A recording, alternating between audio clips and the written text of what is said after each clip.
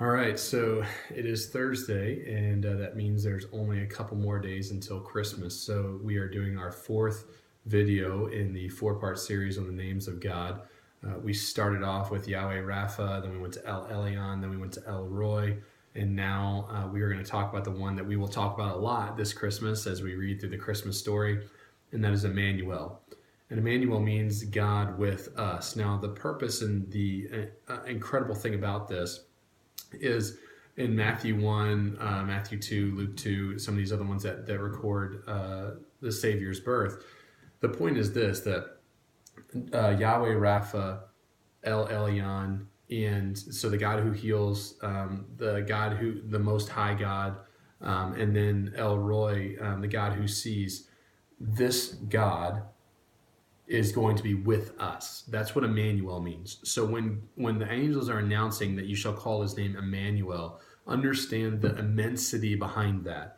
This God that in the Hebrew you've called all of these names, the God who sees, the God who heals, the one who is high above all things, all of those different stuff that you have gone through and you've said and you've prayed and you've talked about and you've read about, that God is going to be with you. He's going to be in the flesh. That is what Immanuel means.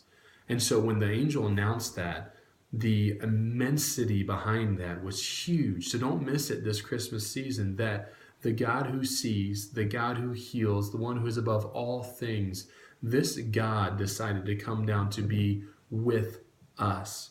For what purpose? What was the purpose that he would decide and put off his royal robes, if I can say it that way, and clothe himself in humanity and be God with us? Why would he do such a thing? And the reason is there's another name. I know you're getting a twofer, but there's another one. It's Yahweh Sekinu. And Yahweh Sekinu means the Lord our righteousness. That we have no righteousness in and of ourselves. In fact, in Romans 4, 5, and 8, and all the chapters in Romans, really, it talks about this name, Yahweh Sekinu, because what it's talking about is that we have no righteousness in and of ourselves.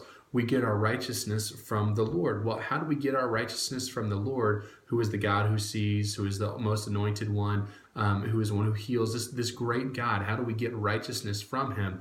And it's in one name, Immanuel, God with us. So when God was born on that Christmas Eve, Christmas morning, whatever the time may actually have been, or the date may actually have been, when he was born, God came down in the flesh so that he could be Yahweh Sekinu and be our righteousness. So don't lose sight of that this Christmas season. Remember that the reason we celebrate is that a God who is above all things would come down to be God and man together so that he could be our righteousness. Don't lose sight of that. Hold on to it this Christmas season. And also, pray for Brooklyn this week as we get closer to Christmas. Being in a hospital is never fun on Christmas.